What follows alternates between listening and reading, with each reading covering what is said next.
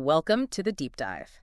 Today, we're tackling something that, well, it often flies under the radar, but it's absolutely crucial for success, especially when things get tense. That's right. It's this key piece of human interaction that can genuinely make or bust an outcome, yet we often overlook it.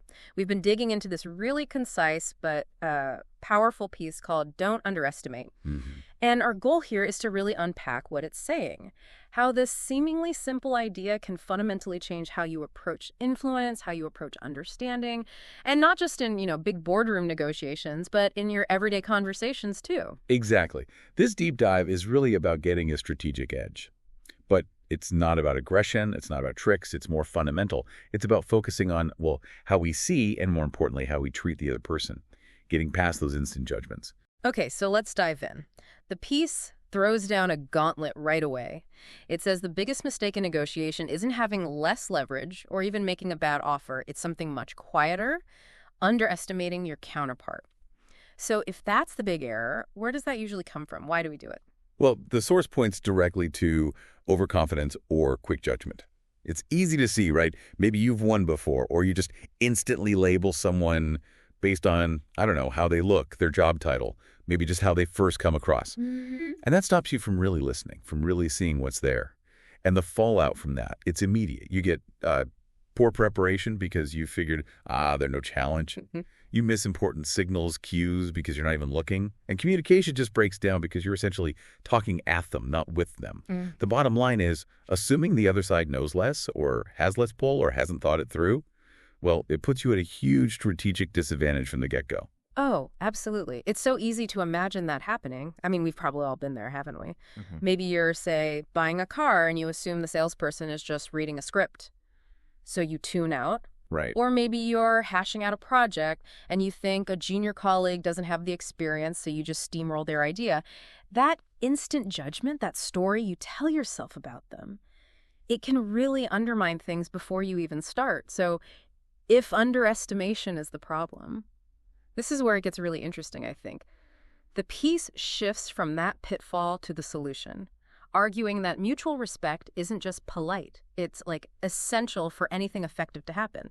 So what actually happens then when respect just isn't in the room? Yeah, what's fascinating is how quickly it backfires. It's almost immediate. You dismiss their points, maybe you treat them a bit condescendingly, and their brain just flips a switch, from maybe being open and collaborative to just defense mode, self-protection.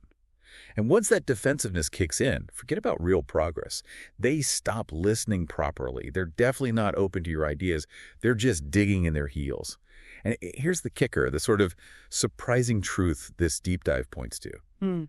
Even someone who looks inexperienced or maybe less important on the surface, they might have hidden strengths you're completely missing. Like what kind of strengths? Well, maybe a really sharp insight you hadn't considered.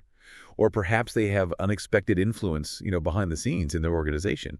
Or maybe, just maybe, they've prepared a really solid strategy that you'll walk right into if you write them off too soon. It really forces you to challenge those first impressions, doesn't it? That's fascinating. So, okay, how do we actually do that? How do we uncover those hidden strengths if our gut reaction is maybe, dismissal? Are there practical things, like specific questions or cues to look for? It really starts with active curiosity, genuine curiosity. Instead of assuming you ask, you probe. But gently, right. Open-ended questions are key. Things like, help me understand what's most important for you here, or what are your main worries about this? Right, getting beyond the surface level. Exactly. And listen not just to the words, but how they're said. Is there conviction, passion? Are there subtle hints of deeper knowledge they're not shouting about? Sometimes those hidden strengths aren't in what they say directly, but maybe what's between the lines. What's their absolute deal breaker? What value do they bring that isn't obvious right away?